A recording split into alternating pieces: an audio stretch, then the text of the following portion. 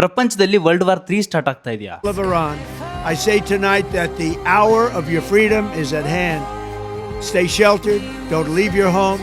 It's very dangerous outside. Bombs will be dropping. ಪ್ರಪಂಚದಲ್ಲಿ ಈ ನಡುವೆ ಬರೀ ಯುದ್ಧಗಳೇ ನಡೀತಾ ಇದೆ. ಇದಕ್ಕೆ ರೀಸನ್ ಏನು? ಇತ್ತೀಚೆಗೆ ಇಸ್ರೇಲ್ ಮತ್ತೆ ಅಮೆರಿಕ ಸೇರ್ಕೊಂಡು ಇರಾನ್ನ ಕ್ಯಾಪಿಟಲ್ ಆದಂತಹ ಟೆಹರಾನ್ ಮೇಲೆ ದಾಳಿ ಮಾಡಿದೆ. ಇರಾನ್ ಬಳಿ ಅಣ್ವಸ್ತ್ರ ಇರೋದು ಇಸ್ರೇಲ್ಗೆ ಮತ್ತೆ ಅಮೆರಿಕಕ್ಕೆ ಬಿಲ್ಕುಲ್ ಇಷ್ಟ ಇಲ್ಲ. ಇರಾನ್ ಬಳಿ ಅಣ್ವಸ್ತ್ರ ಇರೋದು ಇಡೀ ಪ್ರಪಂಚಕ್ಕೆ ಸೇಫ್ ಅಲ್ಲ ಅಂತ ರೀಸನ್ ಹೇಳ್ತಾ ಇದ್ದಾರೆ. ಇವರು ಮಾಡಿರೋ ದಾಳಿಗೆ ರಿಯಾಕ್ಷನ್ ಅನ್ನೋ ತರ ಇರಾನ್ ಡೈರೆಕ್ಟ್ ಆಗಿ ಇಸ್ರೇಲ್ ಆರ್ ಅಮೆರಿಕದ ಮೇಲೆ ದಾಳಿ ಮಾಡ್ತಾ ಇಲ್ಲ.